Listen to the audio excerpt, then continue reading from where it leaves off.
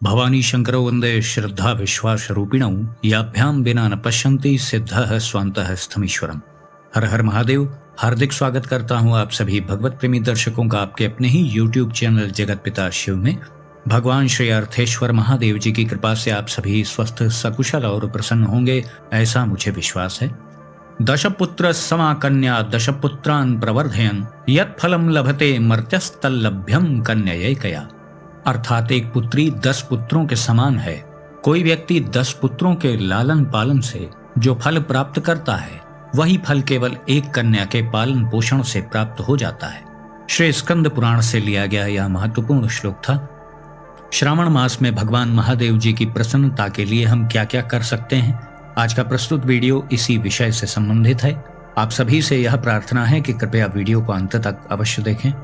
आगामी 22 जुलाई से श्रावण का पवित्र महीना प्रारंभ हो रहा है और उससे ठीक एक दिन पहले यानी 21 जुलाई को श्री गुरु पूर्णिमा का महापर्व है। गुरु पूर्णिमा के दिन सभी साधक साधिकाओं को अपने गुरु का आशीर्वाद अवश्य प्राप्त करना चाहिए। उसके अगले दिन से ही श्रावण का पवित्र महीना भी प्रारंभ है, जो महादेव जी को ही समर्पित है। श्रावण के पवित्र महीने में आप बहुत आसानी से अपने आप को भगवान महादेव जी से जोड़ सकते हैं। ऐसा प्रश्न आता रहता है कि हम महादेव जी से कैसे जुड़ें।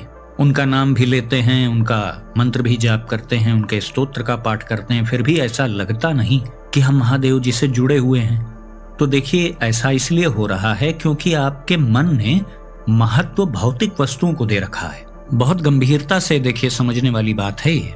और ऐसा भी नहीं है कि आप अध्यात्म का महत्व नहीं समझ रहे हैं। आप अध्यात्म की दिशा में आगे बढ़ना चाह रहे हैं, लेकिन मन बहुत कालों से, न जाने कितने जन्मों से इस भौतिक सुख सुविधा का ही आदी रहा है।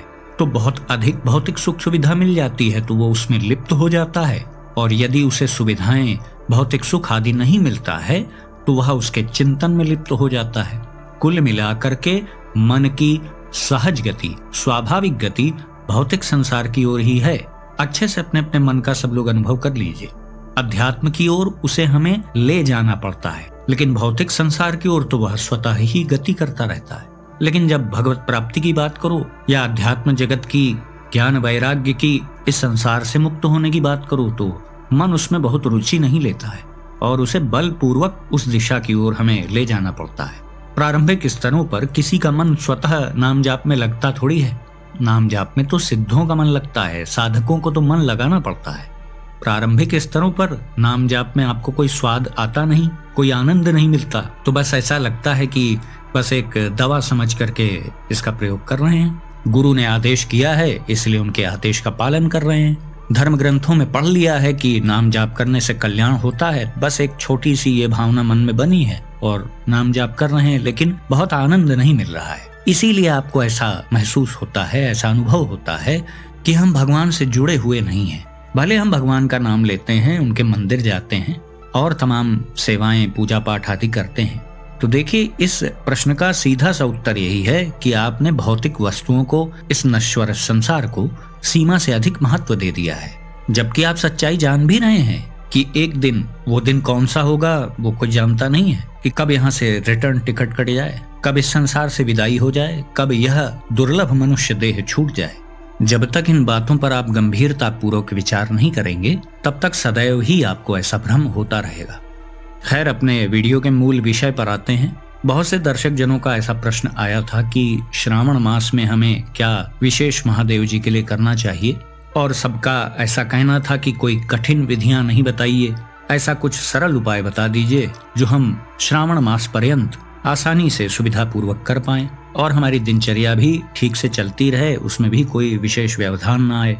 तो मैं आपको कुछ सामान्य विधियां बता रहा हूं जो श्रावण मास में आप भगवान महादेव जी को प्रसन्न करने के लिए प्रयोग कर सकते हैं। इसी क्रम में पहला नंबर है भगवान महादेव जी को प्रसन्न करने के लिए तप करना। कलिकाल में तप करने के लिए सर्वश्रेष्ठ साधन उपवास और व्रत आदि को बताया गया है। पहले भी मैं कई वीडियोस में शास्त्रोक्त प्रमाण के साथ ये बात बता चुका हूँ। जिस देवी देवता के संबंध में हम तप करते हैं तो उससे बहुत तेजी से उनकी ऊर्जा हमारी ओर आकृष्ट होती है और हमारे इष्ट देव की हमें कृपा भी प्राप्त होती है। उनसे संबंधित गणों का सहयोग भी हमें प्राप्त होता है। तो आप सभी सोच रहे होंगे कि कौन सा व्रत श्रावण मास में हम करें। तो देखिए, यदि आप नियमित रूप से शिव जी का व्रत करते चले आ रहे हैं तो आप उसको जैसे आप करते आ रहे हैं श्रावण मास में भी आप करिए। लेकिन जो लोग कोई व्रत नहीं करते, केवल श्रावण मास में शिव जी की प्रसन्नता के लिए कुछ करना चाह रहे हैं, तो बहुत से ऐसे ऊर्जावान साधक हैं और समर्पित साधक हैं जो पूरा 1 मास, पूरे सावन महीने वो उपवास रखते हैं। अब 1 महीने तक तो बिल्कुल नमक ना खाना तो बहुत हानिकारक हो जाएगा। सबका शरीर इतना मजबूत नहीं है कि वो बिना नमक के 1 महीने रह ले। तो ऐसी स्थिति में यदि आप 1 महीना पूरा व्रत रखें तो आप सेंधा नमक का प्रयोग कर सकते हैं। हाँ, लेकिन भोजन में कोई छूट नहीं है कि आप बहुत ढेर सारा खाएं, तो फिर किस बात का उपवास रह गया। नमक के लिए थोड़ी छूट दी जा सकती है, वो भी सादा नमक नहीं, जो सेंधा नमक आता है जो व्रत में प्रयोग होता है उसको आप प्रयोग कर सकते हैं। और सायंकाल आप चाहें तो किसी एक अनाज का 1 बार सेवन कर सकते हैं। लेकिन दिन भर बहुत ज्यादा बार बार थोड़े थोड़े अंतराल पे खाना पीना ये सब अच्छी बात नहीं होती है व्रत में, तो इससे बचें आप। यद्यपि 1 महीने का व्रत बड़ा कठिन होता है, ये वही करे जिसका शरीर स्वस्थ है, जिसका स्वास्थ्य इस बात की इजाजत दे रहा है। यदि स्वास्थ्य में आपके कोई अवरोध है तो 1 महीने का व्रत लेने का आप जोखिम न उठाएं। इस बार श्रावण मास में 5 सोमवार पड़ रहे हैं। आप पूरे महीने व्रत ना रखना चाहें तो 5 सोमवार का व्रत भी आप रख सकते हैं। इतना भी आप नहीं करना चाह रहे हैं तो 2 प्रदोष का अवसर भी आपको श्रावण मास में मिलेगा, एक बार कृष्ण पक्ष में, एक बार शुक्ल पक्ष में। तो आप 5 सोमवार का व्रत न कर पाए तो 2 प्रदोष का व्रत आप कर सकते हैं। यदि यह भी आप न कर पाए तो श्रावण के कृष्ण पक्ष की जो चतुर्दशी होती है, जिसे मास शिवरात्रि कहते हैं, वह एक व्रत आप कर सकते हैं। और इतना भी आप नहीं कर सकते हैं तो कोई भी उपवास आप न रखें, क्योंकि शरीर की रक्षा भी एक धर्म ही है। यदि आपको चिकित्सक ने ऐसा कह रखा है कि आप व्रत ना रखें स्वास्थ्य कारणों की वजह से, तो आप उपवास रखने के चक्कर में ना पड़ें। लेकिन जिनका स्वास्थ्य ठीक है, जो ऐसा कर सकते हैं, तो उन्हें अपनी सुविधा अनुसार व्रत अवश्य करना चाहिए भगवान शिव की प्रसन्नता के लिए श्रावण मास में। देखिए, मैं बहुत सामान्य विधियां ही बता रहा हूँ, क्योंकि दर्शक जनों ने ऐसा नहीं कहा है कि बहुत कठिन और बड़ी क्लिष्ट विधि आप बता दीजिए। तो इसीलिए ऐसी चीजें ही बताई जा रही हैं जो जन सामान्य के लिए सुविधाजनक हो और उन विधियों का सभी आसानी से प्रयोग कर पाएं। दूसरे नंबर पे आपको सबसे महत्वपूर्ण विधि पे ध्यान देना चाहिए, वह है भगवान महादेव जी का जलाभिषेक। यदि आपको अवसर नहीं मिल पा रहा है शिवालय जाने का, तो आप नियमित रूप से प्रतिदिन घर पे ही यदि आपने शिवलिंग रखे हैं तो उनका आप जलाभिषेक अवश्य करें। तांबे के पात्र में जल ले लीजिए, उसमें थोड़ा सा कपूर घिस करके डाल लीजिए, थोड़ा रोली, चंदन, अक्षत, इसको आप घोल लीजिए। दूर्वा की जो घास होती है उसका दल डाल लीजिए। मंदार के पुष्प आपके पास हो तो उसको डाल सकते हैं। उसमें आप शक्कर भी घोल सकते हैं थोड़ी सी। यदि आपके पास गुलाब जल हो तो आप उसको भी डाल सकते हैं। खस का इत्र हो सुगंधित करने के लिए, उसको भी आप डाल सकते हैं। यदि आप शिवालय जाएं तो इस तरीके के जल को घर से बना करके ले जाएं, वहां पर शिवलिंग को आप श्रद्धा पूर्वक इस जल से अभिषेक कराएं।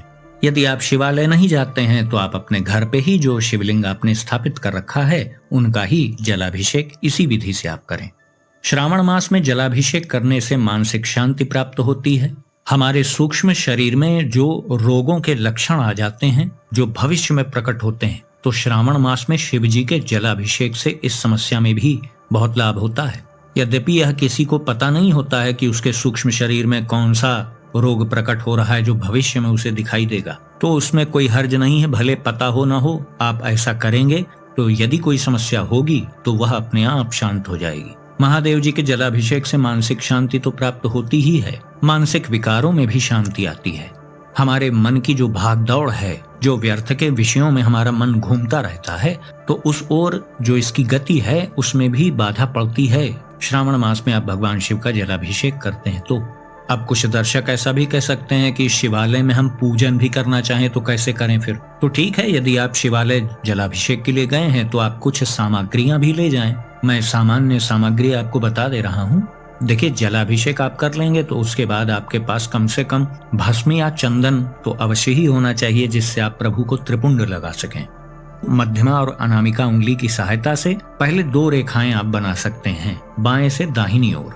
फिर तीसरी लाइन जो नीचे बनानी है वह आप केवल अनामिका उंगली के सहायता से बनाएं, जो कि दाहिने से बाएं ओर जाएगी। और तीनों रेखाओं के मध्य में आप लाल रंग की रोली जो होती है, जिसे कुमकुम कहते हैं, उसका गोल बिंदु बना सकते हैं अनामिका उंगली की सहायता से। इसमें बिल्कुल भी आप संशय में मत पड़िएगा। बहुत से लोग ऐसे भ्रम में रहते हैं कि रोली या कुमकुम जिसे कहते हैं वह शिवलिंग पे नहीं चढ़ता है। ऐसा कुछ भी नहीं है। आद्य जगत गुरु भगवान शंकराचार्य जी ने तो अपने रचे हुए स्तोत्र में स्वयं ही कहा है कि कुमकुम चंदन लेपित लिंगम, लिंगाष्टकम स्तोत्र में आता है ना, तो इसमें कोई शंका आप न करें। और वैसे भी ये रहस्य वाली बात आज जान लीजिए आप लोग, 3 रेखाएं जो बनती हैं त्रिपुंड की, वह तो महादेव जी का द्योतक है, और जो बीच में लाल बिंदु होता है वह माता शक्ति का प्रतीक है शाक्त संप्रदाय में, इसीलिए गोल लाल टीका लगाया जाता है। आप लोग पता कर लीजिएगा। तो इन सब मूर्खतापूर्ण तर्कों में आप लोग ना आए कि रोली या कुमकुम शिवलिंग पे नहीं चढ़ता है। तो भस्म या चंदन से आप त्रिपुंड लगा लें, कुमकुम अक्षत आदि आप अर्पित कर लें। बिल्वपत्र आप ले गए हों जो बहुत कोमल हो, साफ सुथरा हो, एकदम कटा फटा न हो, खंडित न हो कहीं से, उस तरीके का बेलपत्र हो तो उसको अर्पित करिए। दूर्वा की घास आपके पास हो तो उसको आप अर्पित करें। शमी पत्र ले गए हों तो शमी पत्र अर्पित करिए। धतूरे का पुष्प आपके पास हो तो उसको अर्पित कर सकते हैं। पुष्पमाला आदि ले गए हों तो उसको अर्पित करिए। आपके पास मंदार का पुष्प हो, माला हो, या किसी भी पुष्प की माला हो, आप उसको अर्पित कर सकते हैं। यदि आप धूप दीप भी ले गए हैं तो इसके बाद आप धूप जलाएं, दीपक दिखाएं। प्रभु को भोग लगाने के लिए कुछ मीठा आप समर्पित कर सकते हैं। ऋतु के अनुसार कोई फल जो उपलब्ध हो आपके पास, उस फल को आप चढ़ा सकते हैं। अब ऐसे तो देखिए आगे सामग्री बहुत विस्तृत होती चली जाएगी। सामान्य रूप से इतनी ही चीजें आप चढ़ा सकते हैं। आप दुग्धाभिषेक करना चाहें तो जलाभिषेक के पहले ही दूध चढ़ा लें, उसके बाद जलाभिषेक करें।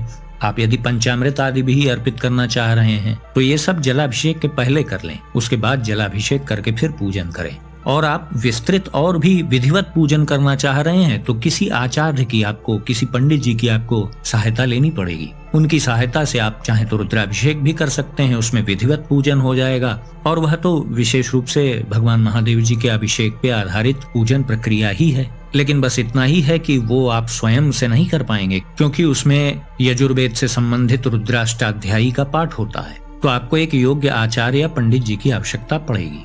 बहुत से दर्शक जनों का ऐसा प्रश्न भी आता है कि रोग निवृत्ति के लिए सावन के महीने में हमें क्या करना चाहिए। तो देखिए, यदि कोई ऐसा व्यक्ति है जो किसी स्वास्थ्य की गंभीर समस्या से पीड़ित है तो उस व्यक्ति को सावन के महीने में शिवालय में जा करके शिवलिंग पर खस का इत्र अर्पित करना चाहिए। थोड़ा सा हाथ में लेकर के आप शिवलिंग पर मल दें अच्छे से इत्र को।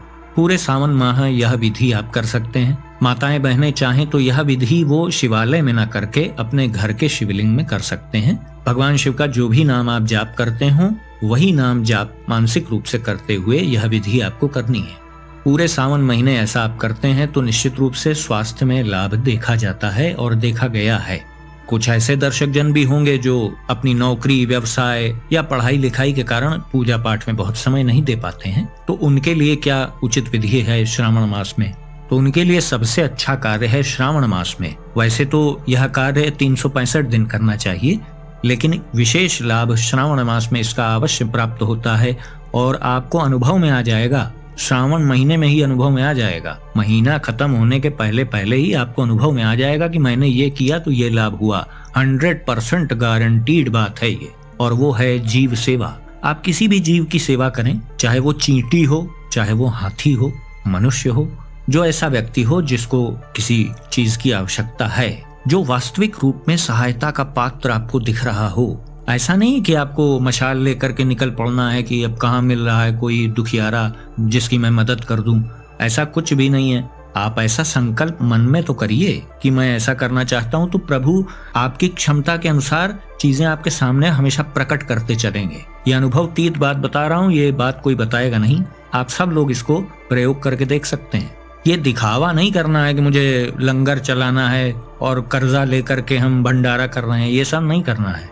आप मन में जब पवित्र भावना के अनुसार जीव सेवा का संकल्प लेंगे तो उसी समय, उसी क्षण प्रभु कहीं दूर थोड़ी बैठे हैं, आपके भीतर ही बैठे हैं। उन्हें तुरंत फौरन पता चल जाएगा। तो वो वैसे ही आपकी क्षमता के अनुसार सहायता का पात्र व्यक्ति या कोई जीव आपके सामने वो प्रकट करते रहेंगे। ये एकदम अनुभवतीत बात है। तो आप ऐसा संकल्प ले लीजिए कि श्रावण मास में मैं ऐसा करूंगा, तो आप देखिएगा आपके सामने ऐसी परिस्थिति अवश्य आएगी। तो आप उस परिस्थिति को पहचान लीजिएगा और अपने कर्तव्य को कर दीजिएगा। तो फिर इसका बहुत अद्भुत लाभ आपको मिलेगा कि आपका आध्यात्मिक स्तर बढ़ जाएगा, आध्यात्मिक ऊर्जा आप भीतर बढ़ने लगेगी, आप स्वयं अनुभव कर लेंगे।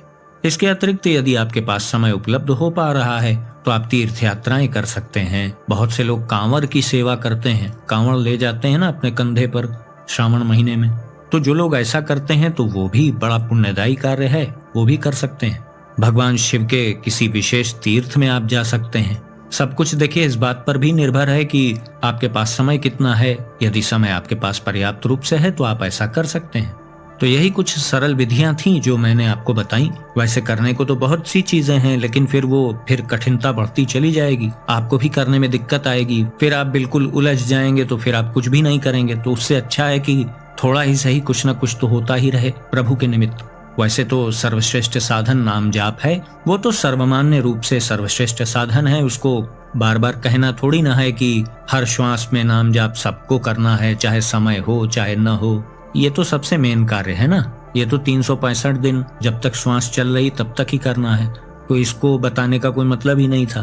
भगवान महादेव जी का जो भी प्रिय नाम आप जाप करते हो उसको तो हर श्वास में जाप करने का अभ्यास तो करना ही है सबको। वो चाहे सावन का महीना हो, चाहे भादव का हो, चाहे माघ का हो, चाहे चैत्र का हो, उससे क्या मतलब है। हाँ, बहुत से लोग विशेष रूप से सावन के महीने में मंत्रों का, नाम का और स्तोत्र आदि का अनुष्ठान करते हैं। तो यदि आप ऐसा करना चाहें तो उसमें तो फिर समय होना चाहिए, वही व्यक्ति कर पाएगा। आप भगवान शिव के जिस मंत्र का दैनिक जाप करते हैं उसको भी आप पूरे सावन महीने जप सकते हैं। प्रतिदिन आप कितनी संख्या में करेंगे या कितनी देर करेंगे, यह सब आप संकल्प में बोल लीजिए। यदि किसी विशेष मनोकामना के उद्देश्य से आप कोई जाप कर रहे हैं तो संकल्प लेना तो बहुत आवश्यक है। और पूर्णमासी के दिन, जिस दिन रक्षाबंधन रहेगा, उस दिन आपको उस जाप के निमित्त हवन भी करना पड़ेगा। अपने से हवन ना कर पाए तो आप किसी अपने पुरोहित जी को बुला लीजिए, या आपके पंडित जी हो, कोई आचार्य जी हो, उनकी सहायता से आप हवन कर सकते हैं।